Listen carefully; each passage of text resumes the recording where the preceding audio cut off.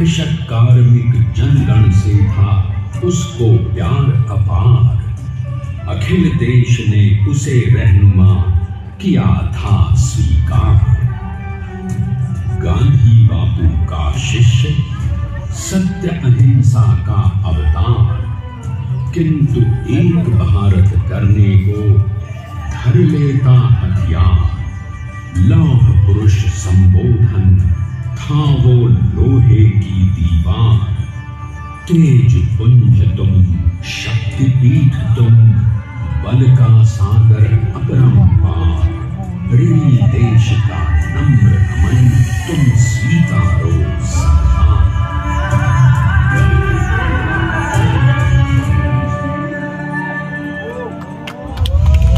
1857 में अंग्रेजों को ललकारने वाले पहले स्वतंत्रता संग्राम के एक सक्रिय सिपाही थे झवेर भाई पटेल। करमसद गांव के इस बहादुर देशभक्त किसान और उनकी पत्नी लाडबाई के 5 बेटों और 1 बेटी में से चौथे पुत्र थे वल्लभ भाई। बालक वल्लभ ने करमसद के बाद नडियाद से अपनी हाई स्कूल की शिक्षा पूरी की। फिर 13 साल की उम्र में उनकी शादी भी हो गई छोटी सी झवेर बाई से। 2 बच्चों, बेटी मणिबेन और बेटे टाया भाई को जन्म देने के बाद झवेर बाई असमय ही चल बसी। सदी बदलने और 20वीं सदी आने पर उनका जीवन भी एक चमत्कार की तरह बदला। पीटर का इम्तिहान पास करके वो वकालत करने लगे।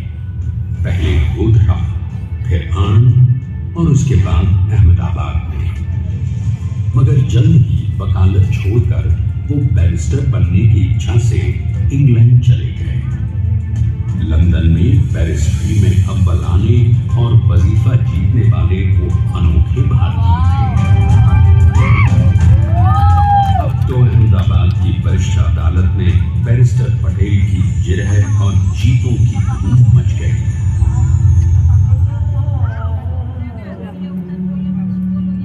तभी एक युग पुरुष ने वल्लभ भाई के जीवन की धारा ही बदल दी।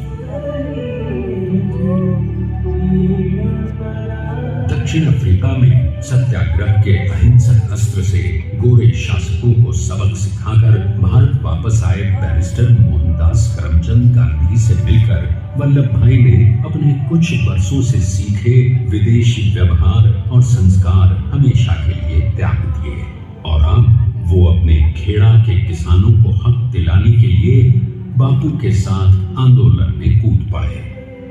अब उनके पैरों में जूते नहीं, गांव की धूल थी। हृदय में भारत भूमि की शस्य श्यामला धरती। मन में थे गांधी और मस्तिष्क में एक नए स्वतंत्र भारत का सपना।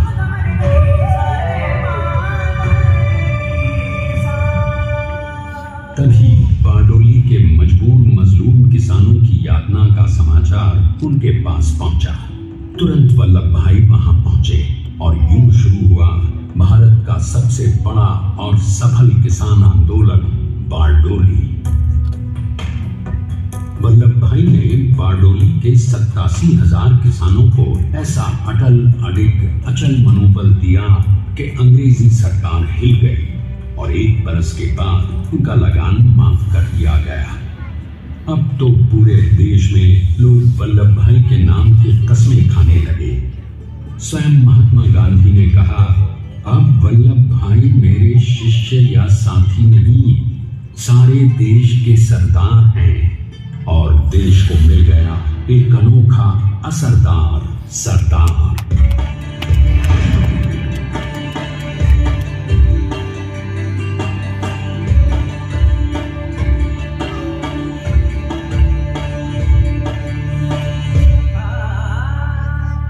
सरदार पटेल के नाम और देशभक्ति से अंग्रेज डरकर कांपने लगे।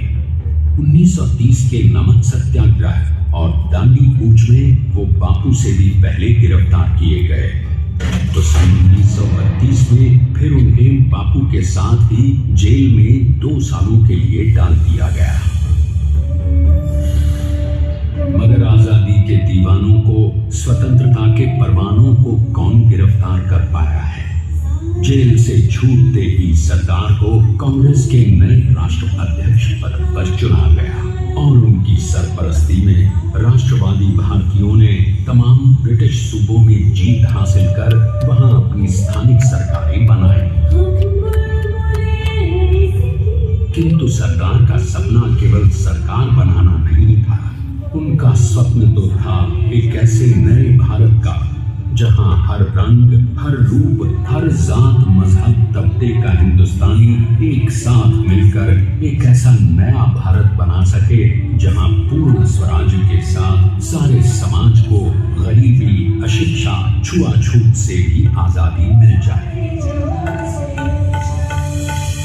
इसकी पहली रणनीति थी भारत को अंग्रेजों की गुलामी से आजादी, ताकि भारत के लोगों की अपनी सरकार सबके साथ और सबके विकास के लिए काम कर सके।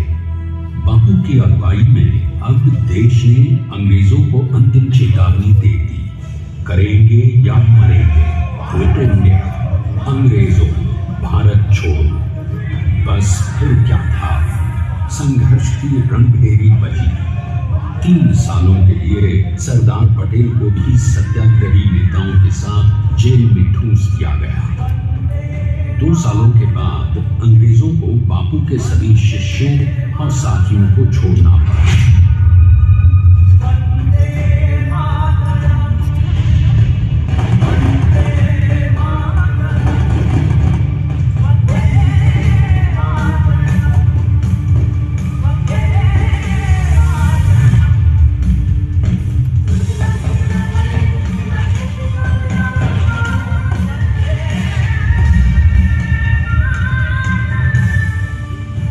स्वतंत्रता के स्वप्न के सच होने के साथ अब सरदार पर कई एक नई जिम्मेदारियां थीं। आने वाली आजादी की तैयारी और एक नए भारत के लिए नए लोकतांत्रिक संविधान की संरचना। जैसा उनके साथी ने खुद कहा था, सरदार ने ही 6वीं हथौड़ी लेकर एक नए भारत को उकेरा है।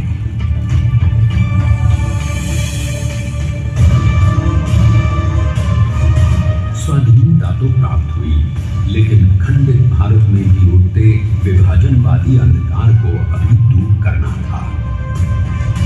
जब देश के खंड खंड होने का भय उत्पन्न होने लगा, तो सरदार ने निर्भय होकर खुद अपनी केंद्र सरकार और साथियों को भी चुनौती दे डाली और जम्मू कश्मीर को बचाने के लिए सारे देश का आकाश वायुयानों से भर गया।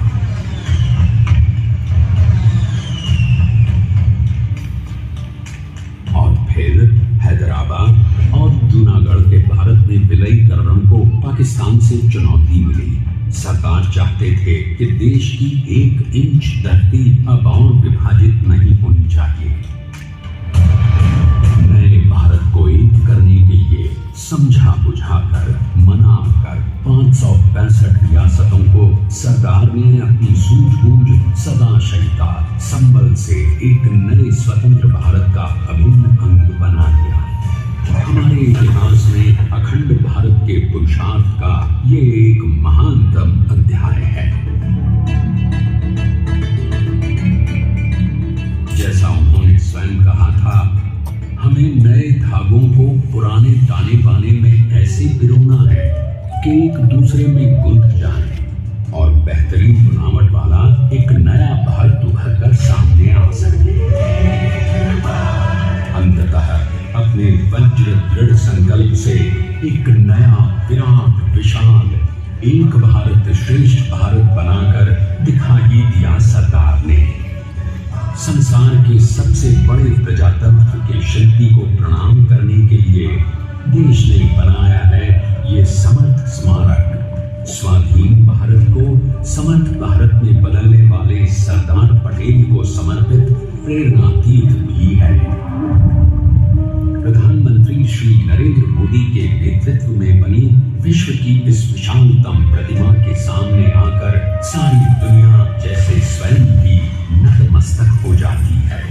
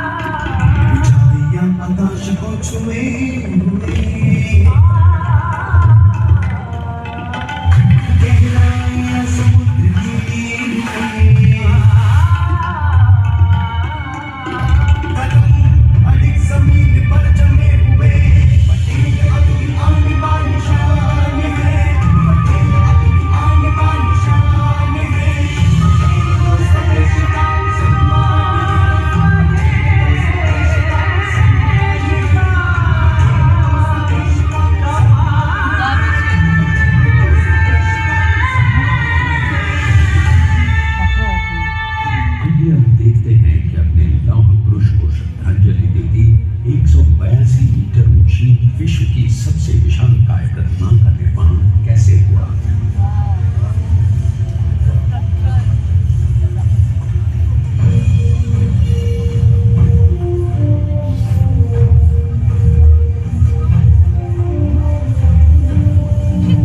गगनचुंबी इस अद्वितीय अभूतपूर्व प्रतिमा को बनाने के लिए सबसे पहले नदी पर 4500 क्यूबिक मीटर का क्राफ्ट बना और फिर सीधा 600 फीट का कंक्रीट का कोर बनाया गया।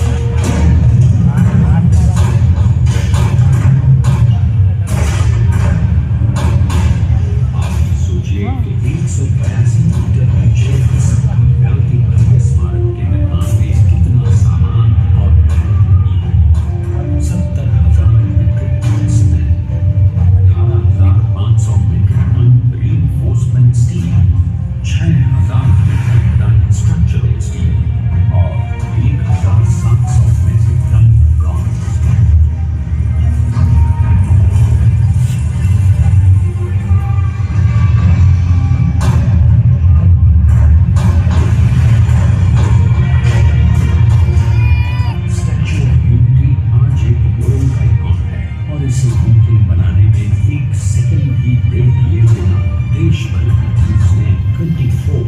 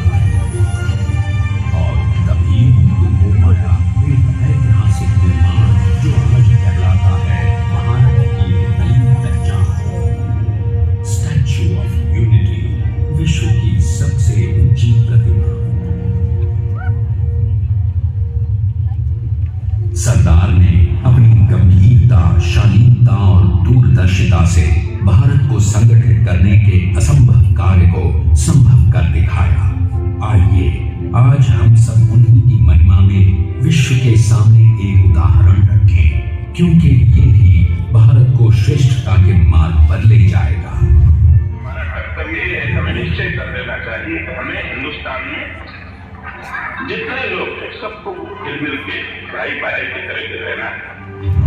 स्टैच्यू ऑफ यूनिटी एकता की प्रतिमा और श्रेष्ठता का प्रतिबिंब है। एक पहल है इस अखंड भारत को श्रेष्ठ भारत बनाने के सपने को पूरा करने के लिए। एक पुकार है हम सबको एकजुट होने के लिए। एक आंदोलन है भारत को सबसे आगे ले जाने के लिए।